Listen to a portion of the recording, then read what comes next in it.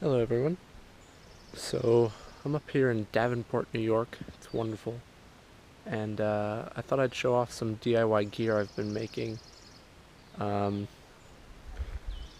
so here it is. This is where I slept last night. And I'll take you through each of the individual components and we'll check them out. So first off, this is my homemade sil nylon tarp. It's made out of 1.1 ounce per square yard sil nylon. Um, It's got a 12-foot ridge line to cover the hammock with 6 tie-out points with these little shock cord tensioners. The whole thing is lashed with the Zing It line, so it's super lightweight. I went for the yellow so I could see it at night. The seam is seam sealed with a DIY seam sealer out of silicone, and I used Joe Brewer's method of silicone and some mineral spirits, and it's worked so far. Over here I tie a Siberian hitch. I learned how to do that. I think it was Black Owl Outdoors. It's a great little quick release knot, so I can just pull it down whenever I want. And on the other end I have over here a trucker's hitch. Another just a little half hitch here that I can pull out. It'll pop the whole thing out, and the whole thing will come down. And then the tarp itself is actually on these prussiks, and there's one over there as well. And that's how I can center my tarp on the ridge line over my hammock, to make sure that it's evenly spread out. One thing that's really cool about this tarp is I 3D printed all of these little D-rings to go on the tarp. So I made those. They're printed from PLA plastic, and then I spray painted them black. So that was a fun little touch. And I did add these little pull-out tabs. I got this idea from Shug, and these will allow me to pitch it down in bad weather and sort of close off the end, sort of like a winter tarp. Just so if the rain is really coming down hard. So one thing that I use the stuff sack for the tarp for is that I come in here and I clip it on my hammock ridge line, and that sort of acts as a little organizer, and I can just put my phone and a flashlight in there, and that way I don't have to have a separate ridgeline organizer, and I can just sort of use what I have. I just made that by putting in a little Grosgain loop right up at the top. Alright, let's take this tarp away.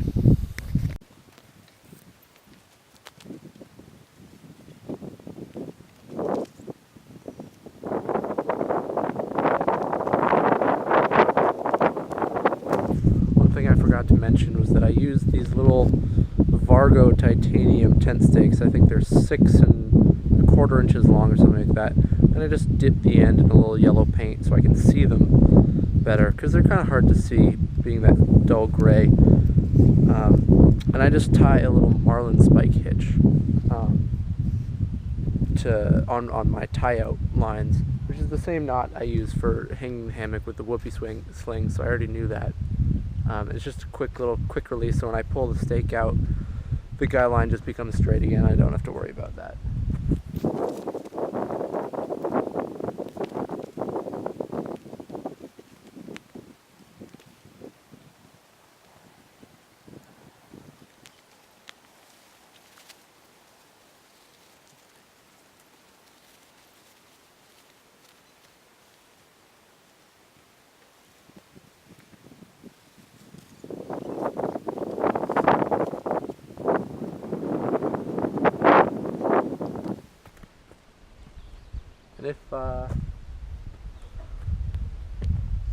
And if it may not rain or something, I can just leave the tarp like this.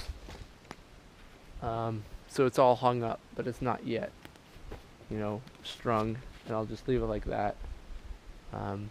Some people use snake skins. This works for me, so I do it this way.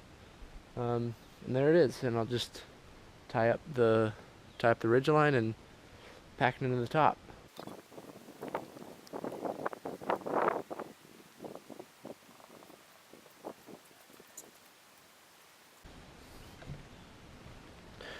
So next is my bug net. And obviously this is only used, in the summer when there are bugs out, but it's invaluable then. So I have a full-length bug net. It's a Franke style. Thank you, Franke. Or a big mouth style. So it's got this hole in the bottom with shock cords going around it. So I just, pick this up, sit on in, and then pull it around me. And then it's really easy to just find your way out at night or in the morning. And what I have included here is some Velcro on each end, so I can choose what end. And I can open this Velcro up, and with nothing else in the hammock, I can just pull it off, and it sort of slides over the entire hammock.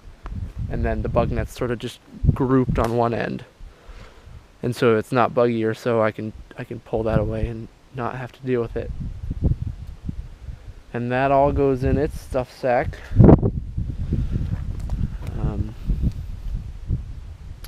And so I'll push that aside and then show you the other stuff. Up next is my latest piece of gear. I actually made this 2 days ago, I guess, and I just slept in it for the first time last night.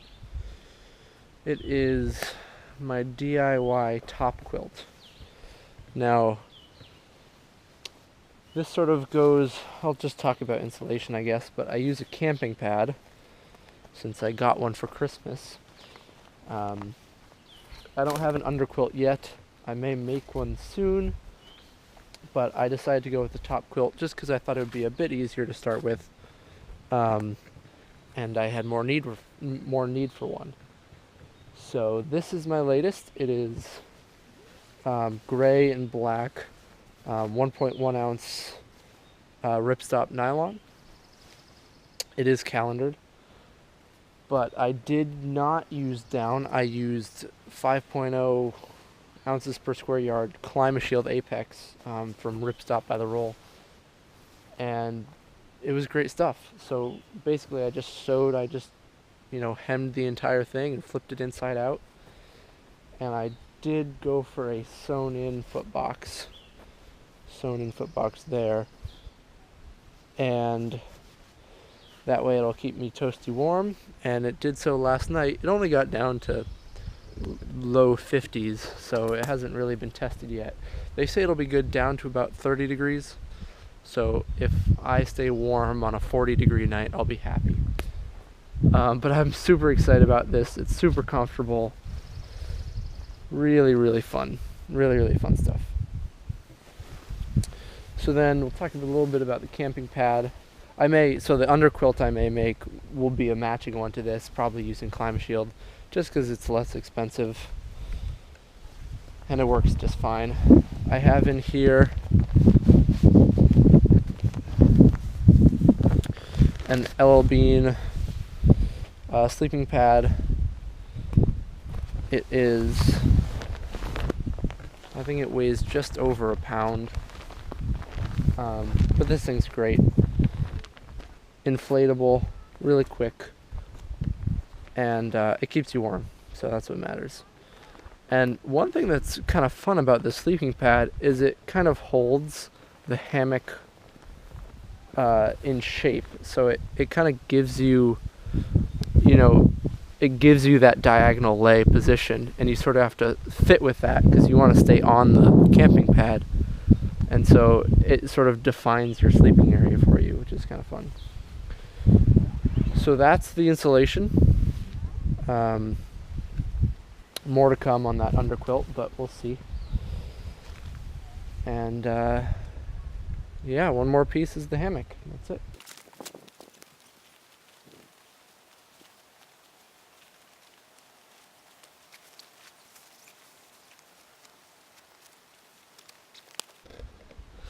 And lastly, we get to talk about the hammock.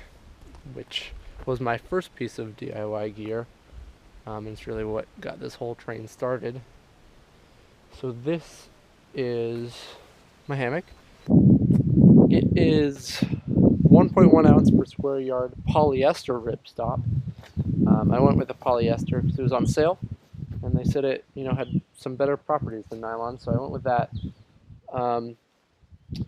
They're hemmed. The two layers are hemmed together down most of the length, but down the last 2 feet or so, or more, there's a split, so they're hemmed individually. And that's where I slip my camping pad. I just slip it in between there, and it really works well holding that pad in place while I sleep. The pad doesn't move around even when I do, which is great because it holds it in place. We'll go over here to suspension. I spliced these whoopie slings from 7/64 amp steel. If you want to know how to make those, there are several videos on YouTube about how to make whoopie slings. They go up to my tree straps that wrap around. I think these are 7-foot tree straps or something like that. Then little toggles to hold them on. I do have a structural ridge line, a fixed structural ridge line that runs across. And I love this thing. It is very light for what it is. And that's what I was going for. It's never scared me at all. It's always been very reliable.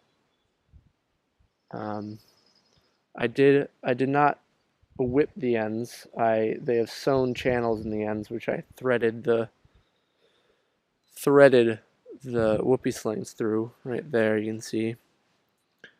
Yeah, and I couldn't be more pleased with this. It hangs really well. Oh.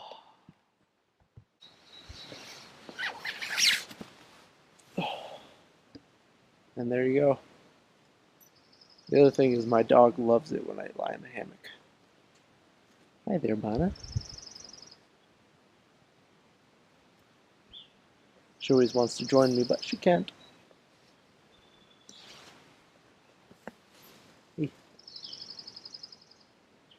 Well, hopefully I'll have some updates for you in the future. Whether that's a new underquilt. I may make individual videos on each of these, sort of more in detail. Being the hammock, the tarp, the top quilt, and the bug net. Other than that, things are going well here. It's going to be a beautiful week. All right, see you guys.